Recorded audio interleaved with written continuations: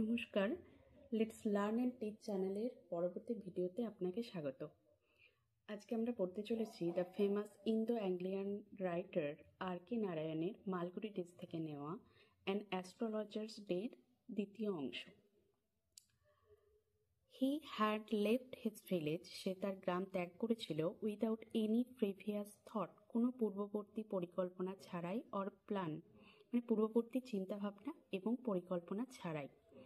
If he had continued দেয়ার, যদি সে সেখানে থেকে যেত, মানে সে তার গ্রামেই থেকে যেত, he would have carried on, তাকে চালিয়ে যেতে হতো the work of his forefathers, তার যে পূর্বপুরুষদের কাজ, সেই কাজটাই চালিয়ে যেতে হতো। মানে বংশ পরম্পরায় যে কাজ চলে আসছে, তার পূর্বপুরুষরা করে আসছে, সেই কাজটাতেই হয়তো সে তার জীবিকা হিসাবে নিত।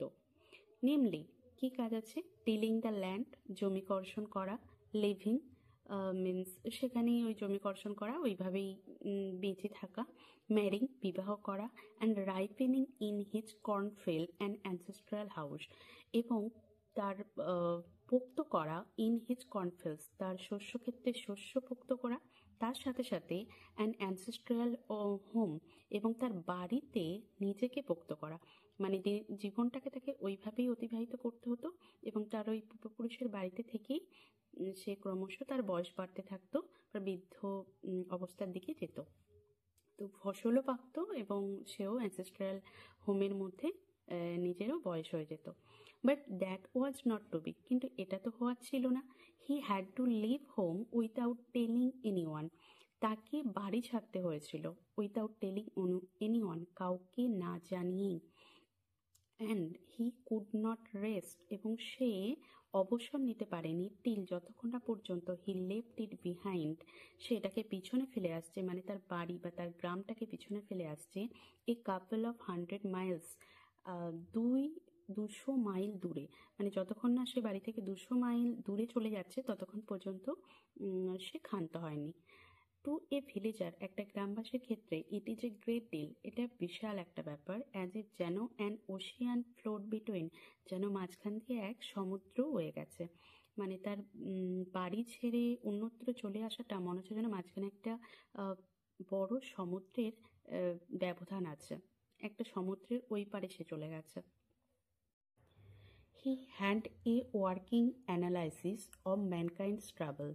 He had, তার ছিল, এ ওয়ার্কিং অ্যানালাইসিস, মানে একটি কর্মরত বিশ্লেষণ অফ ম্যানকাইন্ডস ট্রাভেল, মনুষ্য জাতির, একটা মানুষের জীবনের সমস্যার কি কি সমস্যা আসতে পারে সে কাজের মাধ্যমে একটা বিশ্লেষণ করেছিল, মানে বুঝতে পেরে গেছিল সে অনেকদিন এই মানুষের জীবনের ওপর কাজ করতে করতে তার একটা ধারণা তৈরি হয়ে গেছিল।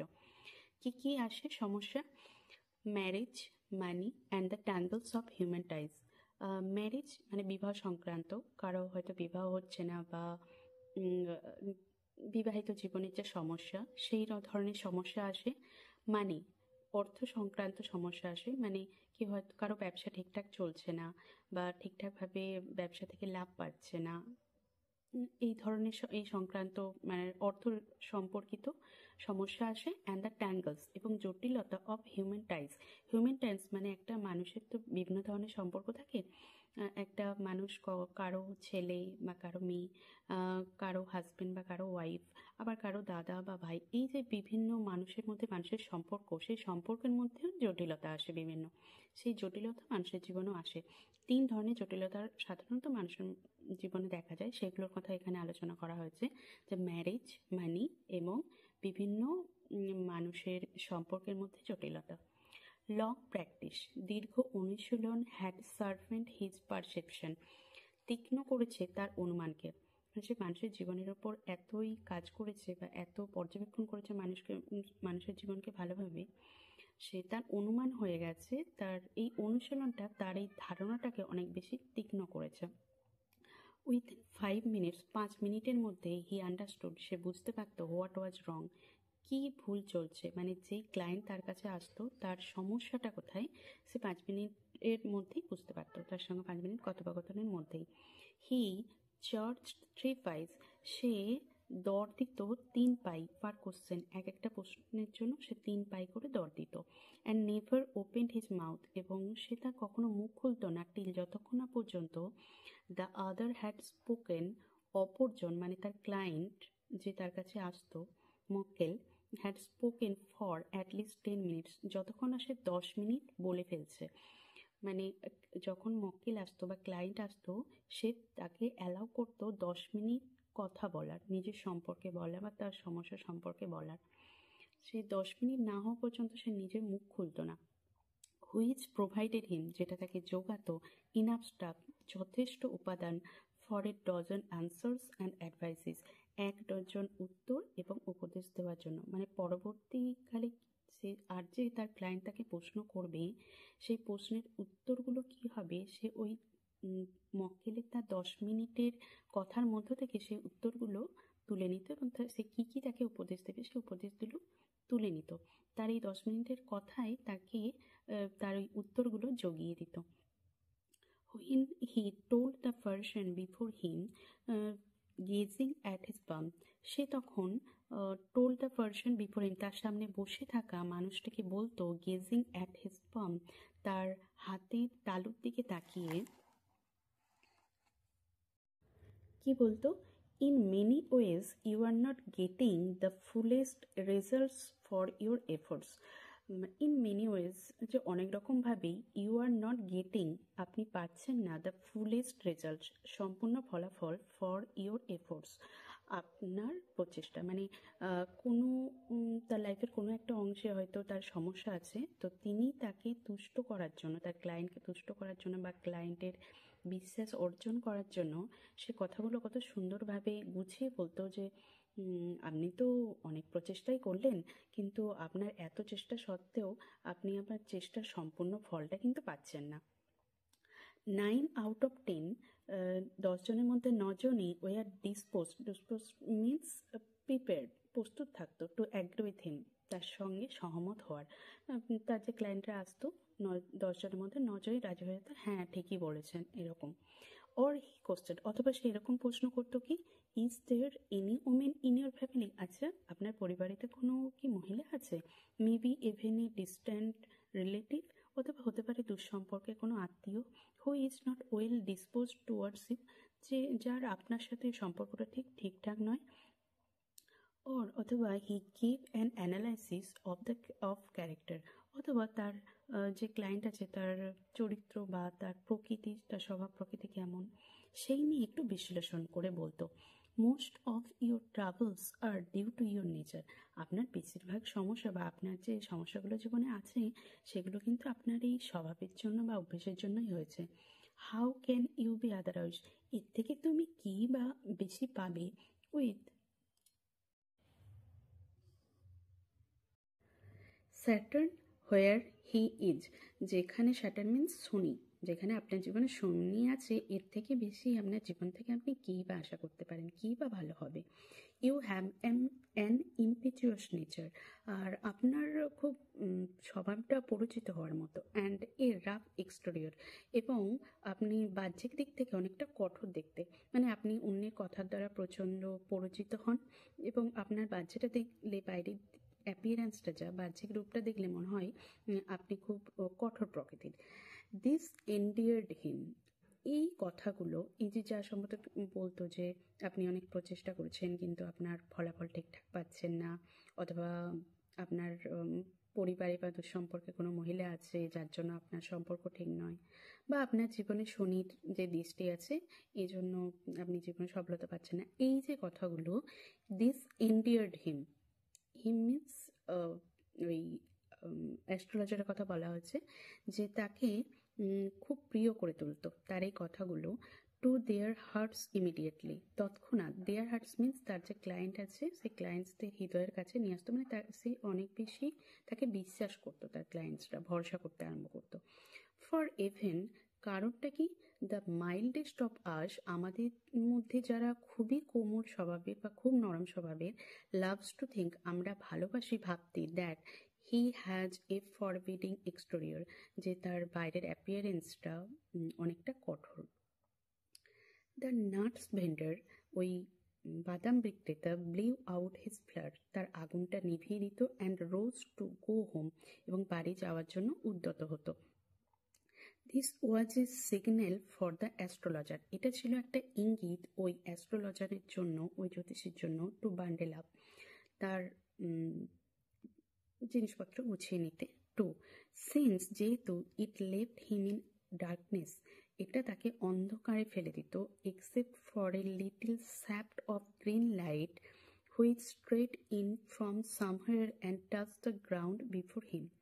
আমরা আগেই পড়েছি যে ওই অ্যাস্ট্রোলজার নিজের বিজনেসের জন্য কোনো আলো বা বাতি জ্বালাতো না, সে ওই পাশের যে বাদাম বিক্রেতা আছে তার আলোতেই, যতটুকু আলো আসতো তাতেই সে কাজ চালিয়ে নিত। এখানে যেহেতু ওই বাদাম বিক্রেতাটা তার ব্যবসা গুটিয়ে চলে যাচ্ছে, তো সে আর আলোটা পাবে না, এটা স্বাভাবিক।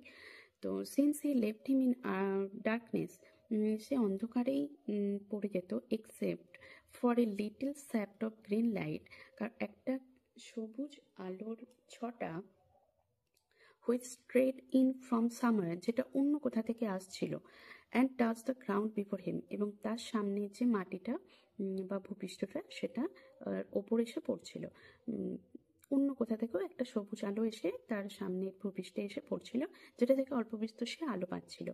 হি পিকড আপ হিজ করিসেলস, তার কড়িগুলো কুড়াতে লাগলো, অ্যান্ড প্যারাফার্নালিয়া মিনস তার প্রফেশনাল ইকুইপমেন্টসদের কথা বলা হচ্ছে, আর যা কিছু সাজ সরঞ্জাম ছিল, and was putting them back into his bag, এবং সেগুলো তার ব্যাগে রাখছিল।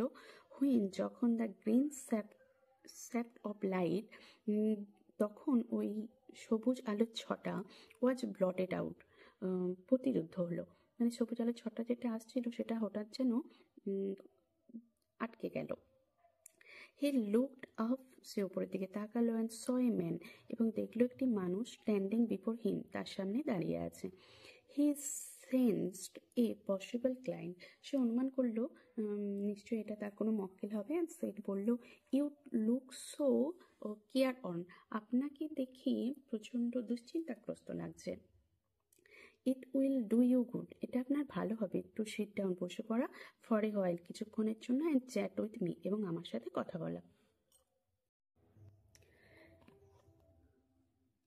দ্য আদার গ্রাম্বলড, শাম ভ্যাগ রিপ্লাই, দ্য আদার মিন্স ওই আগন্তুক যে তার সামনে এসে দাঁড়িয়েছে তার কথা বলা হয়েছে। গ্রাম্বলড, কিছু একটা ইতস্তত বোধ করতে লাগলো, হেজিটেট করতে লাগলো। শাম ভ্যাগ রিপ্লাই, অস্পষ্ট একটু উত্তর দিল। The astrologer praised his invitation, ওই অ্যাস্ট্রোলজার জ্যোতিষীটা জোর দিল তার আমন্ত্রণকে, বেশ তাকে সে ওখানে জোর করে বসানোর জন্য চেষ্টা করছে। Whereupon the other thrust his palm under his nose, আর তখন ওই যে মানুষটা, ওই আগন্তুক, সে তার হাতের তালুটা তার নাকের নিচে বাড়িয়ে দিল, সেইং, বলে, you call yourself an astrologer, আচ্ছা তুমি নিজেকে একজন জ্যোতিষী বলো, তাই না? দ্য অ্যাস্ট্রোলজার ফিল চ্যালেঞ্জড, ওই তখন জ্যোতিষী না এই কথাটা শুনে প্রচণ্ড চ্যালেঞ্জিং মনে হলো, মানে সে যেন আমার স্কিলের ওপর ডাউট করছে এরকম, তার মানে অহংকার একটু আঘাত লাগলো। অ্যান্ড সেড, বলল, টিল্টিং দ্য আদার্স বাম, আদার্স মিনস ওই স্ট্রেঞ্জারের হাতের তালুটাকে একটু কাত করে বা হেলিয়ে ধরে, towards the green shaft of life, ওই সবুজ যে আলোর ছটা, ওই সবুজ আলোর ছটায় তার হাতের তালুটা কাত করে দেখার চেষ্টা করলো। ইয়োর্স ইজ এ নেচার, আপনার স্বভাব হলো, ও স্টপ দ্যাট, এটা বন্ধ করুন। দ্য আদার শেড, অপরজন বলল, মিন্স স্ট্রেঞ্জারটি বলল, টেল মি সামথিং ওর্থওয়াইল, কাজের কথা কিছু বলুন। আওয়ার ফ্রেন্ড, মানে জ্যোতিষের কথা বলা হয়েছে, আওয়ার ফ্রেন্ড ফেল্ড পিকুইড, পিকুইড মিন্স তার গর্বে যেন একটু আঘাত লাগলো, তার ইগোতে আঘাত লাগলো। আই চার্জ অনলি 3 পাইস পার কোশ্চেন, প্রত্যেকটা প্রশ্নের জন্য কিন্তু আমি 3 পাই করে নিই। And what you get ought to be good enough for your money, এবং তার বদলে আপনি যেটা পাবেন সেটা খুব ভালোই হবে আপনার টাকার পরিপ্রেক্ষিতে, মানে আপনি টাকা দিয়ে মনে হবে না যে টাকাটা ভুল জায়গায় লাগিয়ে ফেললাম বা টাকাটা আমার নষ্ট হয়ে গেল, টাকার বদলে আপনি যে উত্তরগুলো পাবেন সেইগুলো আপনার মূল্যর সঙ্গে যথাযথ। At this the other উইথড্রিউ his arm, এই কথাটা শুনেই ওই স্ট্রেঞ্জার তার হাতটাকে সরিয়ে নিল, টুক আউট অ্যান আনা, এক আনা বার করলো, and flung it out to him, তার দিকে ছুঁড়ে দিল। সেইং, বলে, I have some questions to ask, আমার কিছু প্রশ্ন আছে জিজ্ঞেস করার। If I prove you are bluffing, যদি আমি প্রমাণ করতে পারি যে আপনি প্রতারণা করছেন, you must return that anna to me with interest, তাহলে কিন্তু ওই আনাটা আপনাকে সুদসহ আমাকে ফেরত দিতে হবে। If you find my answer satisfactory, আর যদি আপনি দেখেন যে আমার উত্তরগুলো সন্তুষ্টিজনক, will you give me 5 rupees, তাহলে আপনি কি আমাকে 5 টাকা দেবেন? এটাই অ্যাস্ট্রোলজার বলছে। নো, না। স্ট্রেঞ্জার বলছে না। Or will you give me 8 annas, আপনি কি আমাকে তাহলে 8 আনা দেবেন? অলরাইট, ঠিক আছে। Provided you give me twice as much if you are wrong, ঠিক আছে। Provided you give me twice as much if you are wrong, যদি আপনি ভুল বলেন কিছু, তাহলে আপনি কি এর দ্বিগুণ টাকা আমাকে দেবেন? সেড দ্য স্ট্রেঞ্জার, ওই আগন্তুক বলল। দিস প্যাক্ট, এই যে দর কষাকষি হচ্ছিল এতক্ষণ ধরে, এই চুক্তিটা ওয়াজ একসেপ্টেড, গ্রহণ হলো, after a little further argument, বেশ আরও কয়েক মুহূর্ত আর বেশ কিছুক্ষণ দর কষাকষির পর এই চুক্তিটা তাদের মধ্যে ঠিক হলো। আশা করছি গল্পটা আপনারা বুঝতে পেরেছেন। ফিরে আসবো পরবর্তী অংশ নিয়ে। ভালো থাকবেন, সুস্থ থাকবেন। ধন্যবাদ।